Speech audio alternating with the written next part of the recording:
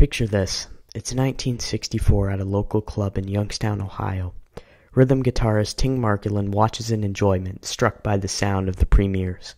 This Youngstown group consisted of Dick Belly on guitar and vocals, Mal Pachuta on bass, and Gary Coates on drums, who would later be replaced by Mike Tatman. Long story short, Ting ended up with the Premiers through his undeniable interest and began on a long and winding schedule. As Ting recalls in an interview, the band would often play up to 9 times per week in local clubs and outdoor venues such as Agora Park, etc. Ting was no stranger to playing in bands prior to this, but apparently he did not hold some of these performances in very high regard. A year or two later, the band would go on to start headlining a club owned by their old bar manager. Impressed with the sheer size of crowds that the group was drawing, he had decided to let them be the main act, under the one condition that they change their name. According to Margolin, the Premier's name was considered too dated even by 1960s standards, and they quickly began brainstorming. The band was having a fairly rough time until Dick Belly allegedly said something along the lines of, "I don't know what to do, we're just human beings," and the name was born. The next 3 years would bring fame and fortune for the Human Beings, misspelt as Beinz, with the signing of the group to Capitol Records, as well as the release of 2 studio albums and multiple singles.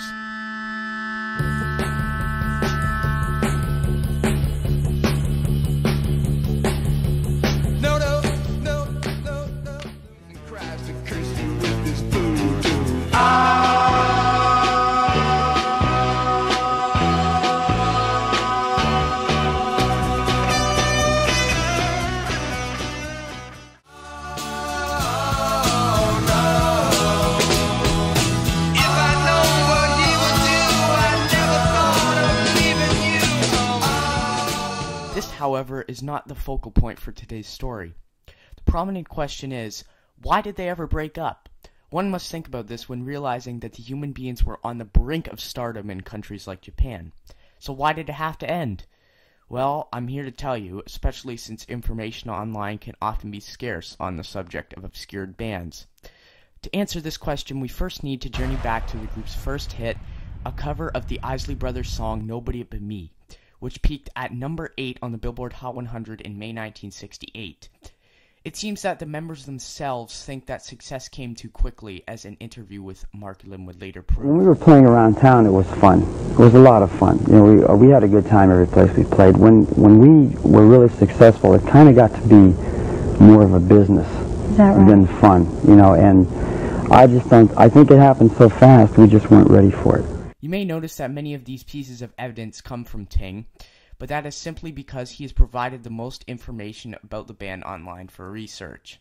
The downfall of the group, however, came in early 1969 when it was revealed that they were contractually obligated to go to Japan and perform, recently having scored a hit with Hold On Baby. Dick Belly initially refused, although Ting convinced him by rightfully adding that they would be paying off debt for the rest of their lives if they didn't go. Unbeknownst to them, their performance in Japan was recorded and released as a live album, which Ting notoriously put down.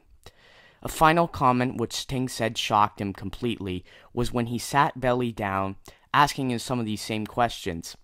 Dick infamously claimed that he would join the Pied Pipers when they returned to the U.S.